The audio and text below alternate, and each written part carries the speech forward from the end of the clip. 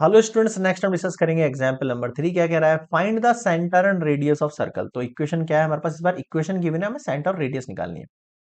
देखो X square plus Y square plus 8x plus 10y। ठीक है। अब देखो इक्वेशन होती क्या है सर्कल की? इक्वेशन ऑफ सर्कल होती है हमारे पास x माइनस एच का whole square plus Y minus K का whole square equals to R square. जहां आपके पास h एंड k जो होते हैं वो क्या होते हैं? सेंटर ऑफ सर्कल होते हैं। ओके, क्लियर है? ठीक है सर।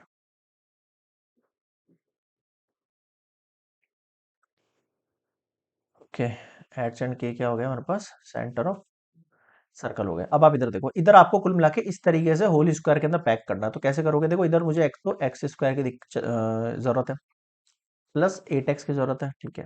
फिर देखो वाई स्क्वायर यहाँ पर, 10y यहाँ पर, मान लो मैंने 8 को यहाँ भेजा। अब आप इमेजिन करो ये वैल्यू कैसे बनी होगी। सर फॉर्मूला क्या होता है हमारे पास? एक्स का whole square plus 2x Y plus Y square, ये होता है। इसका मतलब एक चीज तो फिक्स है, यहाँ पे 2 अलग होगा। एक चीज तो फिक्स है, 2 अलग होगा। अगर इसमें से 2 अलग कर लूँ तो क्या बचेगा मेरे पास? सर यहाँ पर x दिख रहा है आपको? हाँ बिल्कुल x दिख रहा है यहाँ पर। तो इसका मतलब इसका एक फैक्टर तो x होगा। ये तो दूसरा फैक्टर y क्या होगा? y ऑब्वियस बात है, यहाँ 8 आ रहा है तो यहाँ पे 4 ही बचा। प्लस अब आपको पता है फॉर्मूले के अंदर क्या होता है? X square plus 2ab plus B square, है ना? तो बी स्क्वायर का मतलब इस 4 का होल स्क्वायर आ जाना चाहिए यहाँ पर, अगर मुझे इसको पैक करना है तो, है ना? यहाँ पर भी यही करो, वाई स्क्वायर प्लस 2 अलग कर दो, y को अलग कर दो, बचा कितना यहाँ पर? 5 अलग कर दो। इसका मतलब यहाँ पर भी 5 का होल स्क्वायर होना चाहिए, तब जाके ये एक इक्वेशन बनेगा। तो मैं ऐसा कर तो सकता हूँ, बट एलएचएस आरएचएस की तरह अगर यहाँ पे 4 का स्क्वायर लिख रहा हूँ तो यहाँ पर भी प्लस का 4 का स्क्वायर आ जाना चाहिए। प्लस यहाँ पर क्या होना चाहिए? यहाँ पर 5 का स्क्वायर लिखा तो यहाँ पर भी 5 का स्क्वायर आ जाना चाहिए। ऐसा हो सकता है? बिल्कुल हो सकता है। अब आप इसको पैक करो, इसको पैक करोगे तो क्या होगा? ये एक्स प्लस 4 का होल स्क्वायर हो सकता है ये, और ये क्या हो सकता है? वाई प्लस 5 का होल स्क्वायर हो सकता है ये। 8 प्लस 4 4 16, 5 5 25। ठीक है।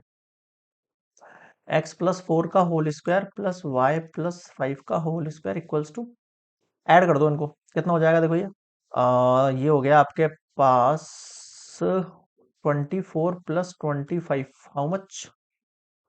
49 हो गया ये।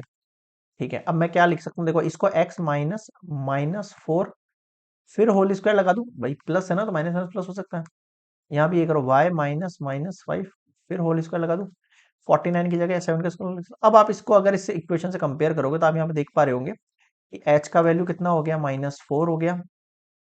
k का वैल्यू कितना हो गया? -5 हो गया। एंड r का वैल्यू कितना हो गया? 7 हो गया। बताओ समझ में आया क्या? तो सर तो आपके पास सेंटर ऑफ सर्कल क्या हो गया? सेंटर ऑफ सर्कल जो हुआ है वो हो गया हमारे पास -4 -5। ठीक है। एंड जो रेडियस ऑफ सर्कल है दैट इज 7। अब बच्चों बताओ क्या समझ में नहीं आया? क्लियर है? तो ये तो आपके पास रेडियस आ गए और ये आपके पास क्या आ गए? h, के, ये आपके पास सेंटर ऑफ सर्कल आ गए। Complete example 3।